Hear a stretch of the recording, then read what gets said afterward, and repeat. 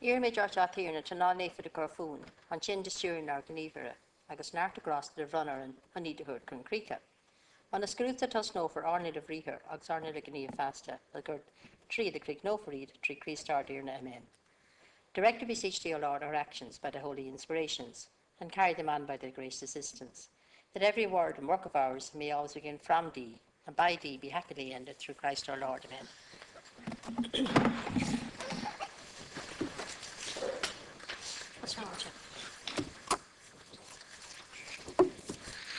I have received notice from the following senators that they propose to raise the following matters on the adjournment. Senator Martin Conway, the need for the Minister for Education and Skills to grant permanent recognition to Moilanoiga National School in Innisdiamond, County Clare. Senator Mark Daly, to ask the Minister for Health to outline the proposals regarding the reduction in the ambulance services in Kinmayor, Cahersiveen and Killarney, County Kerry. Regard the matters raised by the Senators as suitable for discussion on the adjournment to be taken at the conclusion of business. The Leader. Thank you, Cathaoirleach. The order of business is items 1 to 4 on the order paper. Item 1, motion regarding suspension of Standing Order 29 and 30 on Thursday the 21st of February to be taken on the conclusion of the order of business without debate. And while what that actually means is that we won't be having adjournment motions tomorrow. I understand that to be difficulties and delays. The Assistant Clerk has mentioned that we'd have delays in relation to servers and recording and that, so we won't be taking adjournment motions tomorrow. Item 2, houses the Oireachtas Commission Amendment Bill 2012 report stage to be taken on the conclusion of item 1 and conclude no later than 12:30 p.m. Item 3, statements on the future of further education and training to be taken at 12:30 p.m. and to conclude no later than 2 p.m. with the contribution of group spokespersons not to exceed 6 minutes, all other senators not to exceed 4 minutes. The Minister to be called on to reply to the debate no later than 1:55 p.m. There will be a break in proceedings then between 2 p.m. and 4 p.m. and at item 4, private members' business to be taken at 4 p.m. and to conclude no later than 6 p.m. Senator O'Brien. Excuse me, firstly, Leader, can I put on the record of the House welcome the fulsome apology that Taoiseach made on behalf of the Government and the Irish people for the treatment of the ladies in the Magdalen laundries. I think it was welcome, it was fulsome, it was honest, and it certainly is, I think, a day that we can now move on to redress in financial ways and other ways that are required these ladies who suffered so gravely in these institutions. But I want to put on the record of the House, I welcome the Taoiseach statement without reservation. I think he did the right thing yesterday, and we certainly welcome that on behalf of my colleagues in Fianna Fáil. Can I ask you, Leader, whether you had any, and maybe you're the Leader of the Labour Group as well, whether you got any clarification as to when Minister Joan Burton actually received the Mangan report on the Advisory Group on Tax and Social Welfare, which deals with proposals on child benefit. The report is dated the 27th of March 2012. I raised this yesterday. Senator Batchett said that she didn't believe that the Minister had the report since last March. I know she did. I do think that we need the Minister in here in very quick time to explain why, when we debated the budget and the social welfare bill here, that she had mentioned on the record of the House that she would debate the report when it was available. Now, the report has been available since last March, so I put it to you, Leader, that the Minister actually misled the House, and I'd like her to be given an opportunity to come in here and correct the record, whilst doing so, to have a proper open debate on child benefit, which I do welcome, and I said that we will play a constructive part on that. Finally, Leader, last week I raised in the House the situation with the Dublin North metropolitan region of Garda Síochána that from on the 10th of February that there were no operational Garda vehicles available for 4.5 hours that morning. That is a fact. The Garda press office denied it, but it is a fact that did not happen, that our Gardaí are not properly resourced. Last Monday, on the same day, on the 10th of February, a lady got in contact with me yesterday who was attacked in Clare Hall in North Dublin. She was mugged, thankfully, and she was robbed. Thankfully, she was not badly injured. The only Gardaí available to see her were 2 Gardaí in a 2-person Garda van. The Gardaí were excellent. They responded to her very well. But what the Gardaí had to do was give that lady change out of their own pockets for her to get a bus home to Swords because they had no Garda car available.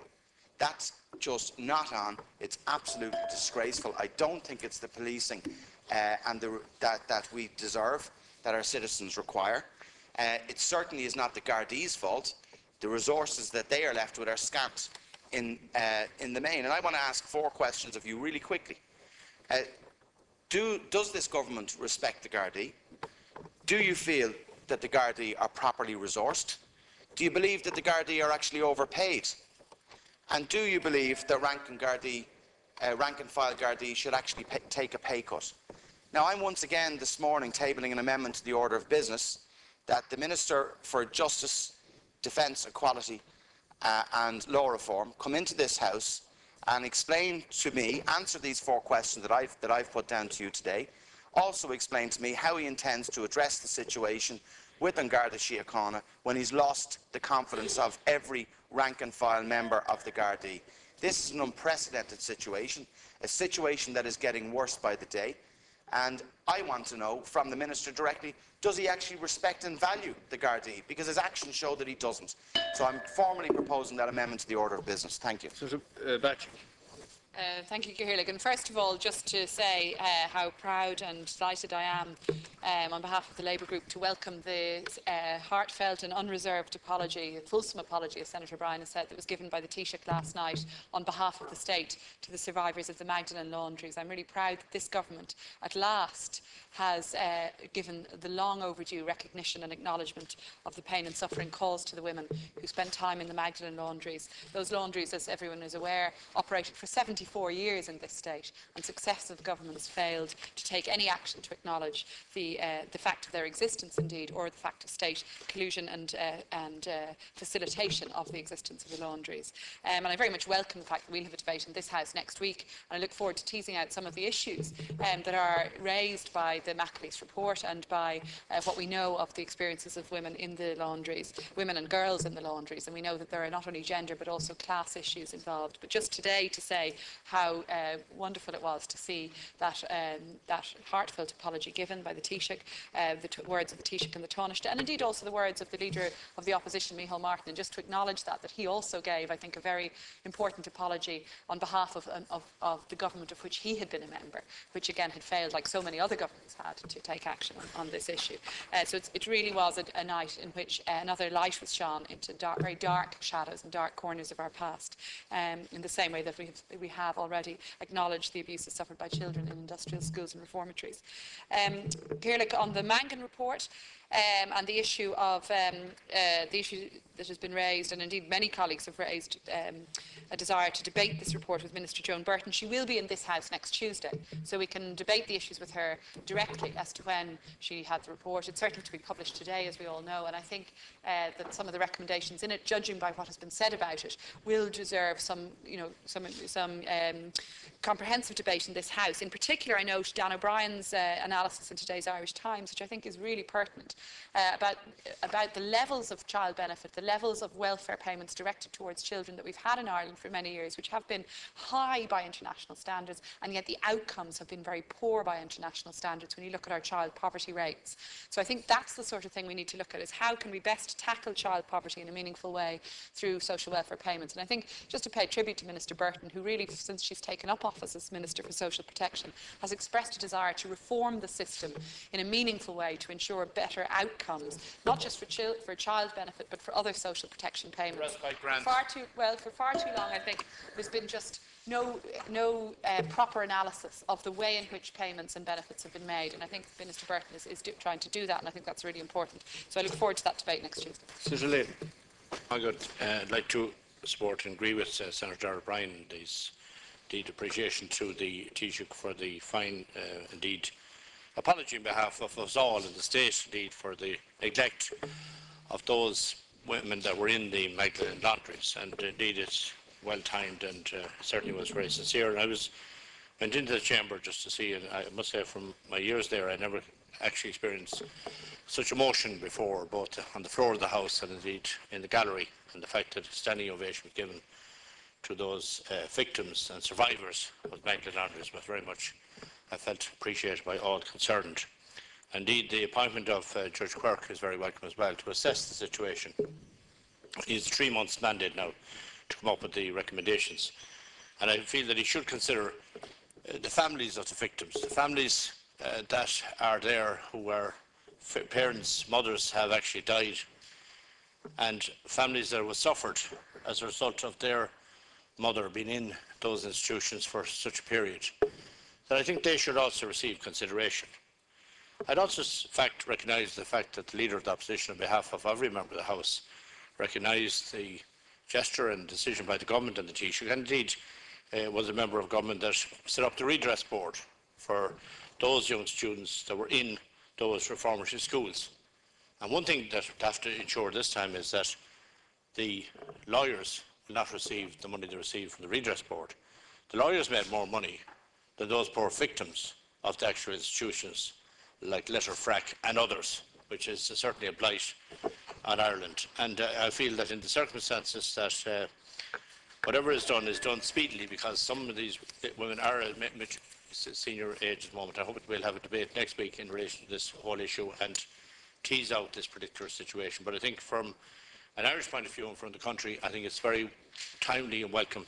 Long before time, this should have been done a long time ago indeed, but it should never have happened in the first instance. But nevertheless, we are now reached a stage where the Taoiseach on behalf of the Government has given that apology, and action has been taken to give those some form of compensation or some sort of support at this time in life. Thank you.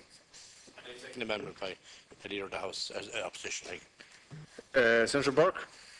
Thank you, Cathaoirleach. Could I mention on the order paper this morning item 10, and I'm proposing that that would be sent forward for publication, subject to the agreement of the House. Senator, you're proposing an amendment to the other business, are you? Yes, Cathaoirleach. That item 10 would be taken, and that it would be sent forward for publication. The bill would be sent forward, the draft bill would be sent forward for publication. The second item I wish to raise is in relation to a report in one of today's papers in relation to absenteeism in the public sector. And I think it's an issue that we should have a debate on in this House. Very little real progress has been made over the last 2 to 3 years. Yes, there are very genuine reasons why people are absent from work through health or family bereavement. But there is a problem in that, say in the health sector alone, where on one hand you have junior doctors who are working long hours, the absenteeism level is extremely low, while in the administrative side, in the HSE, the absenteeism level still hasn't changed to any great degree. And I think it's time that we have a debate on this matter. It is taxpayers' money that is being used, and I think it's important that that would be a constructive debate. If it's a case of how we organise work schedules or the structure of the place of employment, where people are working, then we need to look at that. And I think it's time that we do have a debate on that. And maybe it might be appropriate, Leader, that we would have the Minister, Minister Howlin in here to discuss that issue, to see what new changes do we need to bring in to assist in dealing with this issue. And I think it's something that we cannot leave go untackled. Senator O'Flaherty. Senator Larry. Gur mí maith a chairlaí agus achanad lim chomhlaicithe bhhailm tréslú leis an taoiseach asachtain leisceal a gáhané lá stairúil go namrá sin a thofrail insna na Honnas Magdalene agus is céim dearafach chun cíine sin agus tásúlam go leanfar leis na multi a bhí cura os cór an tí iné. I'd like to also welcome the fulsome apology by the taoiseach.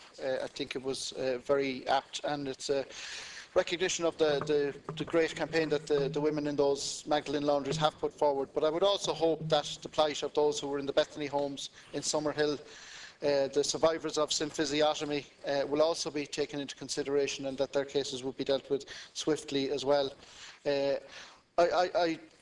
I would also possibly like to draw a slight parallel. The state apology was welcomed by the Taoiseach.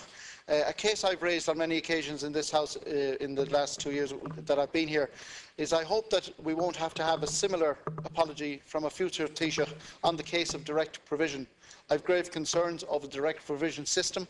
I think we certainly need to review it, and in light of the press coverage today of the amounts of money being made by private companies, €655 million paid to private companies who run the direct provision system over the last 10 years, companies that have an unlimited status, so therefore we don't know how much profits they have made.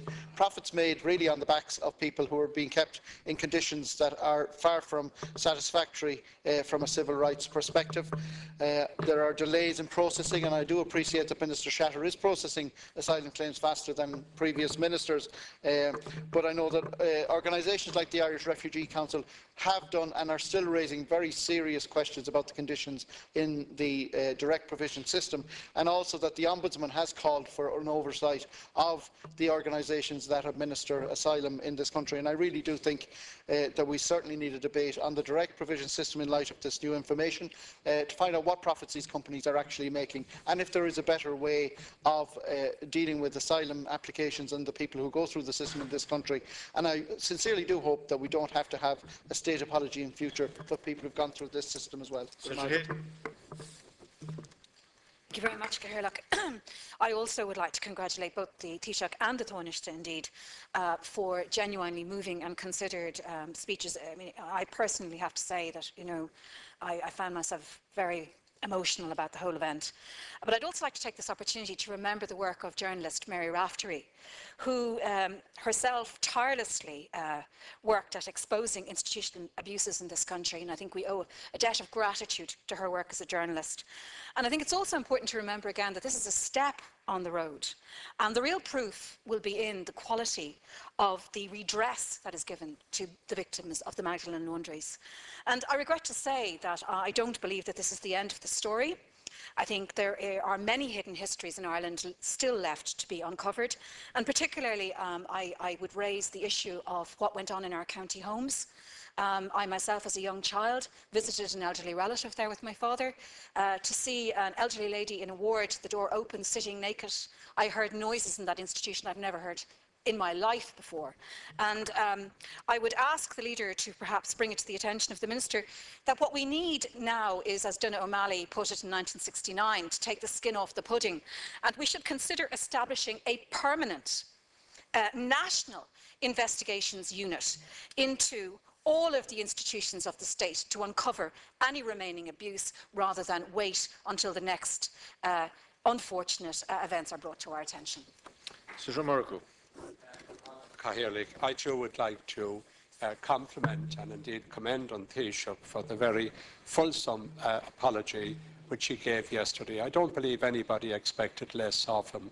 It was just a matter of the timing. I'd also like to include on Taoiseach and Micheál Martin and all the other people, but particularly Dáil Éireann yesterday. It was a most emotional scene to see all of Dáil Éireann standing and giving a standing ovation to the survivors who were in the gallery. We normally give a standing ovation to world leaders and to celebrities.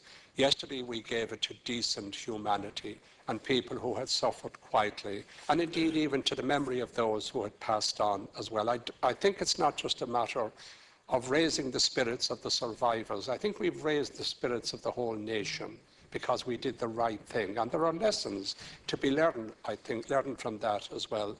On a separate issue and totally unconnected, yesterday I raised the issue of Marion Price, who was incarcerated in Northern Ireland and is now in a hospital in a very frail state.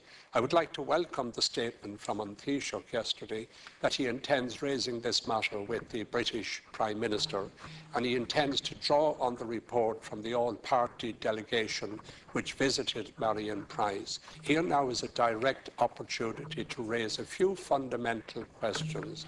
Where is the royal pardon which was given to Marion Price? Why is she being subjected to a flawed process in her appeal, which is coming up in a couple of weeks' time? And why also is common humanity again and human rights being sidelined in regard to this?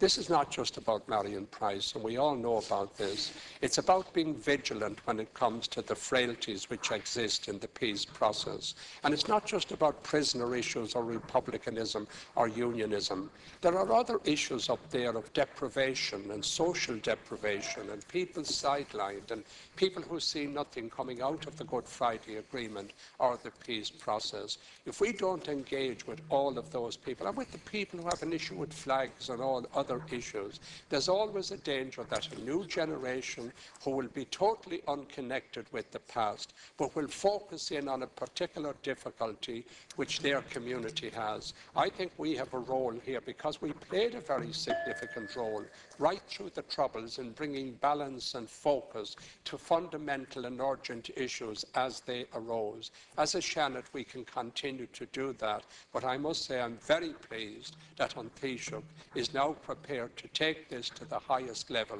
and I would urge that it be done immediately because there are only 2 weeks before Marion Price's review takes place. Senator Wheeler.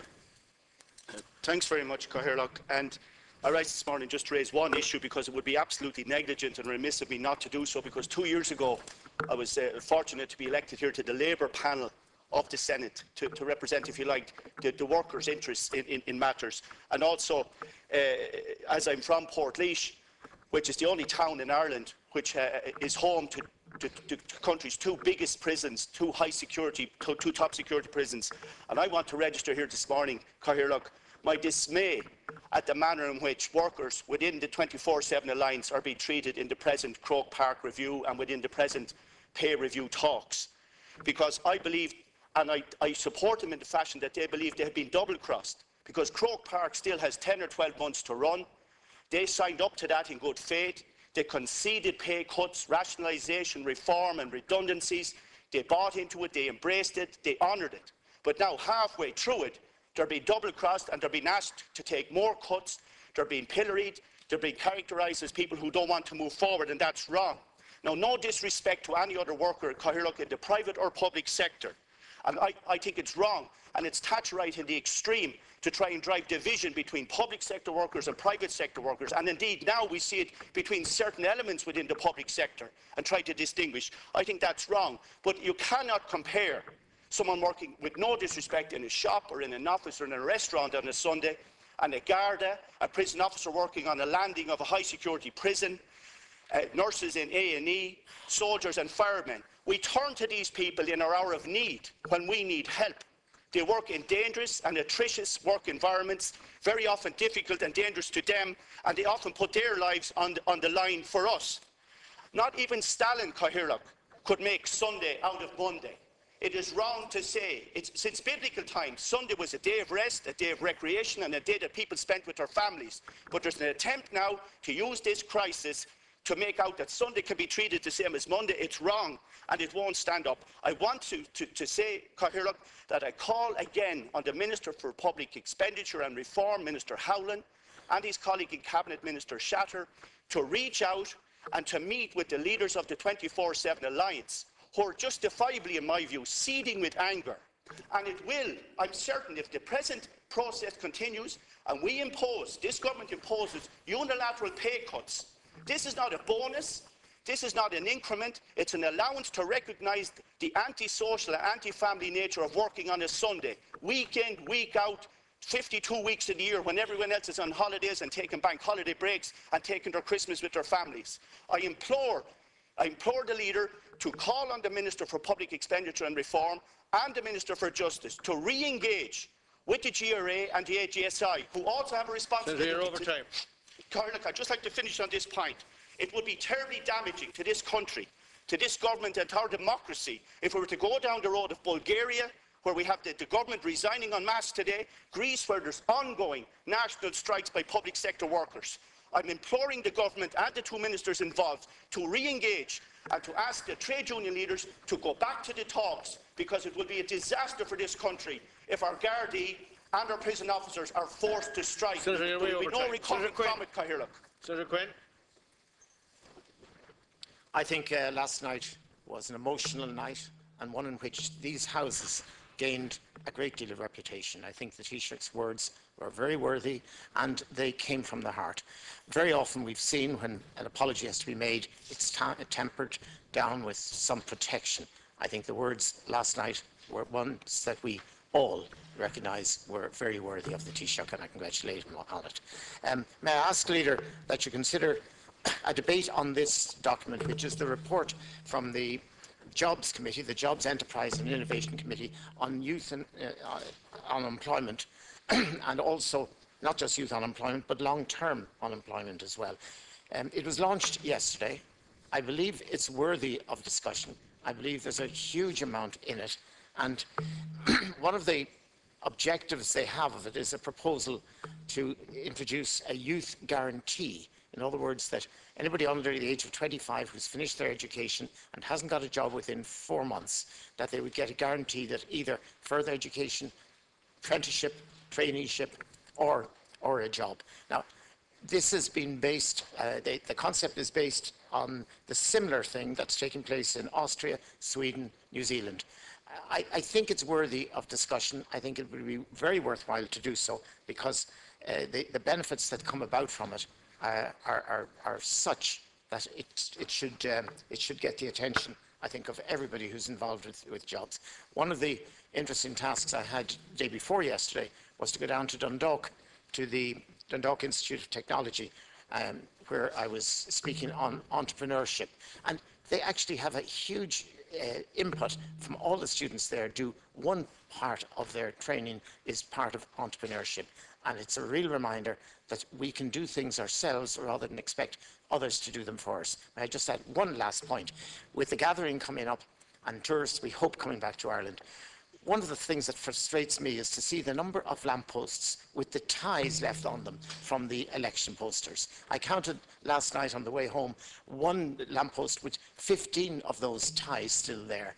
And it was on practically every lamppost that the political parties, when they take their posters down, leave the ties there. I'm not suggesting that we should ask the council to do it. I'm suggesting that each one of us should go out, look at the lampposts near our home and take those ties down ourselves. It does belittle the country. For visitors come here, they're untidy, and they're all around the country. Senator Coughlin. I would like today, this morning, to welcome the return of Dingle. I want to join with Senator Seamus Cossey Fitzgerald in welcoming the return of Dingle to road signage. As we know, under the previous administration, it was ordered that signs had to be on Dangan. And God forgive me, no, on Dangan. Dangan's an option. And the people of Dingle decided in a plebiscite, as I reminded this House in the previous Senate, that it should be Dingle, Dangan y Coosh. Now the National Roads Authority have decided that Dingle, that will be done, and it's happening. It's going to happen in the next month or two. And it's greatly to be welcomed in advance of the tourist season, because too many visitors visiting the beautiful county of Kerry, and that's a delightful part of the world of Dingle, as you know, they didn't know where they were going. Undangan meant nothing to them. But at least now, sorry, we're hoping for greater tourist gathering this year, and all that's happening everywhere. So I do want to sincerely welcome that this morning. I want to join with all of the other speakers as well, Caoirleach, in welcoming, I think it was the Taoiseach's finest hour, so to speak, last night, and all the speeches that were made in the other House. We know they were overdue, but they were heartfelt, they were greatly to be welcomed, and I think it's wonderful what is happening. Senator Wilson. Thank you, Caoirleach. And Caoirleach, I'd like to join with other colleagues in very much welcoming the Taoiseach's apology on behalf of every one of us to the former residents of the Magdalene Laundries. And I want to congratulate him in the sincere, cool and honest way he delivered his contribution to the lower house, and also to the other speakers, including the leader of my own party, who apologised for doing nothing for the 14 years he was in government. Could he also support the leader of my party here in the House, Senator O'Brien, in again calling for Minister Shadow to please come in and address the very serious difficulties that are arising within the ranks of An Garda Síochána. I have never come across as low a morale among the Gardaí that I'm meeting on a day-to-day basis in my own county town and indeed throughout the country. They are at rock bottom, morale-wise, because of the way they are being treated by this present minister. I've had occasion to see how he's treated members of the defence forces in my own county. I am not, and I repeat again, not going to allow that to happen to the members of An Garda Síochána as well. Could he also very briefly draw to the attention of the leader to a headline in one of our national newspapers today that indicates that one of our major banks, AIB, are proposing to increase interest rates for mortgage holders. What planet are they living on? In the name of God, I ask you, Leader, to please communicate with the Minister for Finance. This proposed increase will drive hard-pressed mortgage holders over the cliff. This will be the final straw. And they are only the stalking horse for the other banks who are going to increase their interest rates. I ask you, Leader, to bring this to the attention of the Minister for Finance and ask him what is he going to do about it. Thank you. Caoirleach, thank you. I think last night was a very poignant evening for the people looking on from the public gallery and many others outside Leinster House who watched the apology by An Taoiseach and by An Taoiseach and Kathleen Lynch, I think, was featured as well, congratulated. And Neil Martin, and it's been articulated across the way that Neil Martin apologised for doing nothing. And I said this last week that Fianna Fáil is like a scene from Waiting for Godot when nothing happens twice, and that was a feature of the previous administration. But maybe Neil Martin would apologise also to the hundreds of thousands of people who are out of jobs now, who were victims of the policies that he initiated. And I give credit to the senators across the way who, and other members who stood for election the last time and went to the doors of Fianna Fáil candidates and got terrible hassle. And go again. Yeah, and I'm sure you'll go. But I have a question for the leader. Yeah, I've asked it yesterday. Well, there's no need to ask it again today, Senator. Have you a question for the leader? Maybe you didn't hear me yesterday. Nothing happened twice. Thank you, Senator Clardy. Yeah, well, I would ask that the debate that we have on Magdalene Laundries would include maybe a visit from Deputy Martin to explain. Advice to if you listen. Sure, well, I'm sure he will be delighted. Sure he would. But I think we should extend it to his cabinet members who hadn't the guts like people across the way who stood for election. Question for the leader. Yeah, the same question I had yesterday. Senator Daly. I'll ask it again tomorrow. Thank you. Senator Daly. I too would like to congratulate the Taoiseach on what was a fulsome apology to the women who were in the Magdalene institutions, and an apology that was long overdue by successive governments. It is a tribute that he appointed Martin McAleese to the Senate to carry out that very difficult task of researching what had happened in the Magdalene Laundries, and the culmination of which was the report and the apology last night, which I think we all welcome. I'd asked the leader to organise a debate in relation to red tape and regulatory impact assessments. We were promised by the government that they were going to cut red tape and that they were going to ensure that legislation that was being brought forward, either by this House or from the European Union, would be thoroughly scrutinised to ensure that it didn't stop job creation and prevent people sustaining employment and creating employment. And yet we see in the Minister for Public Expenditure and Reform, Brendan Howland's own department, he has only carried out one regulatory impact assessment on all the legislation that has gone through Leinster House in 2 years. That's all he's done in 2 years, one regulatory impact assessment. Now there has been a lot of EU directives, 200 last year, 167 the year before, and in all of that, he has only carried out one regulatory impact assessment. And on all the bills that went through this House, on average, 50 a year, one regulatory impact assessment on 100 bills. To give the impact, and thank you, Ciara, I'll wrap up on this. On red tape, we did a red tape report on the island of Valencia, and between marine licences and planning permission and other government-controlled authorities and regulations, there were 70 jobs being prevented from being created by red tape.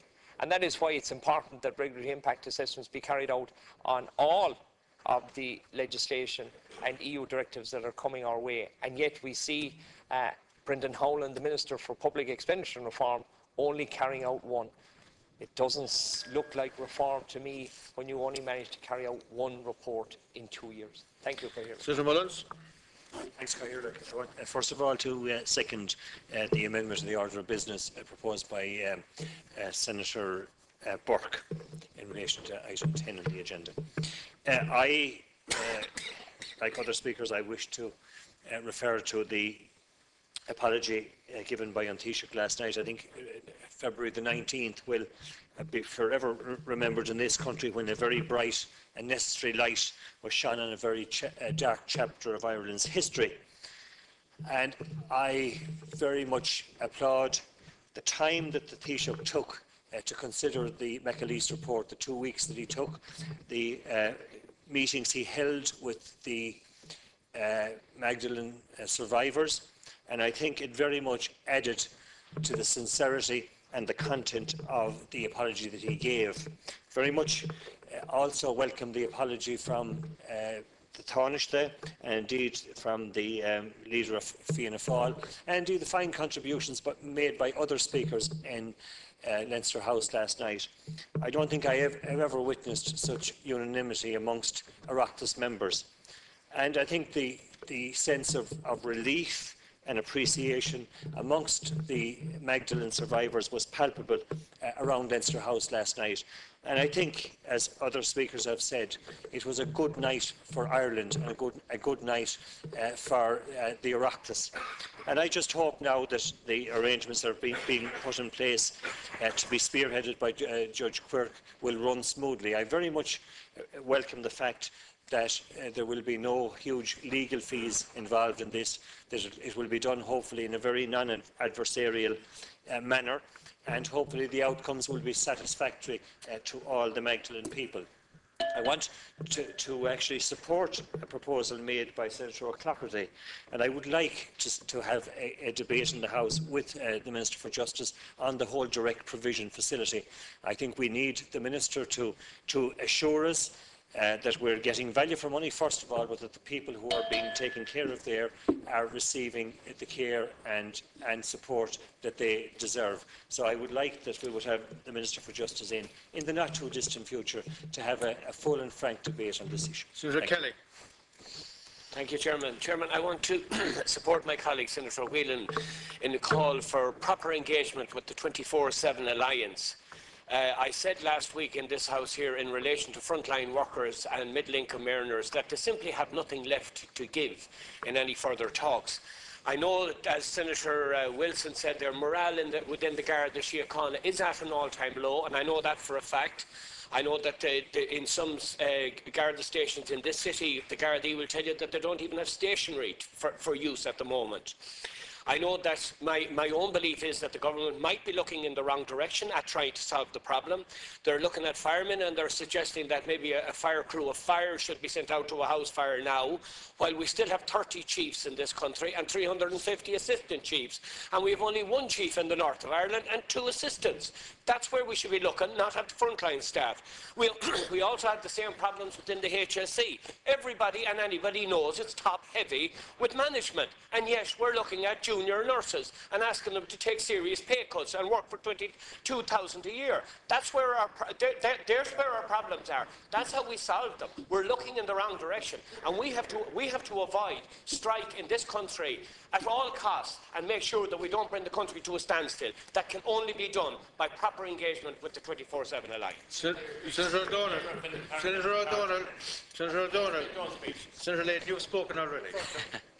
Who's going to speak? I know you're united in rest conference. Yeah, Gormaya the Carly. Well, like other senators, I want to acknowledge the wonderful contribution of Antisha last evening in the Dáil, which was long overdue, but nonetheless came at a very important time, and hopefully that will give some solace to the victims of the Magdalene laundries. And of course now the attention moves on to redress, and it's very important that there would be redress, but it's also very important that the redress would not favour the legal profession substantially, and that the money would actually go to the victims and to their families. And I think that the government need to make sure that that doesn't happen as it happened, what happened before, when redress was made available by the state and the legal profession benefited substantially from that redress. On another issue, and I agree wholeheartedly with Senator Kelly and other senators who spoke in relation to frontline emergency staff in particular. If you take nurses, frontline local authority staff, frontline staff in the HSE, firemen, which was referred to, those staff should not be alienated now by the state as a result of cost savings that are perceived to, that have to be made. There are staff, rightly pointed out by Senator Kelly, in local authorities, within the HSE management, within all tiers of management, including very senior staff in every government department, tripping each other. And those people are not being targeted at all, and most of those people are in receipt of salaries in excess of 70, 80, 90, 100,000 euro, and they're not being touched. And why are we touching people that are working on salaries on 20, 25, 30,000 euro and not targeting the people at the top? I think that, strikes have to be avoided at all costs. The members of Garda Síochána, through no fault of their own, many of them took out mortgages during times when property prices were high. Nurses did the same, and now they're struggling and they're suffering to repay those loans. And the removal of allowances, which are deemed to be core pay, is something that should not be done by the government. And I think the government have to go back to the drawing board, look at the public sector pay bill, and look at the people at the top within the public sector and see if they can, give a bit more. So I think that the government need to sit down with the 24/7 Alliance. They need to proactively engage and not stand off like what's happening at the moment, because a standoff situation is going to lead to strikes on the ground, and everyone's going to suffer as a result of that. Thank you very much indeed. And like the other speakers, I would like to compliment the Taoiseach and the Taoiseach and Deputy Martin, and indeed Minister Alan Shatter and Kathleen Lynch. I think yesterday was a fine day, and the Magdalene girls and the ladies who had suffered for so long, and I've listened to them this morning as well on Early in Morning Ireland, and they are appreciative of what I think all of the people have done. And I must say, when I heard the Taoiseach yesterday, it was such a moving speech, and he did demonstrate his compassion to the ladies, and I think he demonstrated that he is a compassionate man, scrubbing away our nation's shadow. And I think really it would be a time that we should have a debate on scrubbing away our nation's shadows in this House, and it would be a good title for a debate, I think, because there are, for too many years, we put away our conscience, not alone. So on this issue, I think it has done as well as doing a great service to the Magdalene people who were in the laundries and what they suffered, and it has been demonstrated in the report.